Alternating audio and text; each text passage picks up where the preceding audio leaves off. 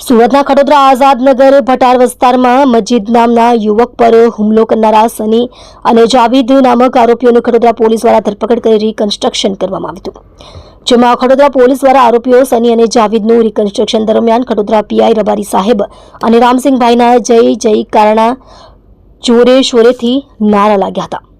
તમે જોઈ રહ્યા છો માયાનગરી ન્યૂઝ ચેનલ દીપક ગુપ્તાની સાથે।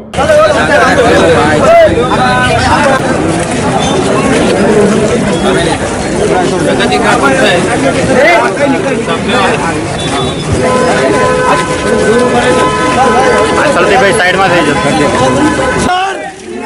Ramsingh sir Rawadi sir Rawadi sir Ramsingh sir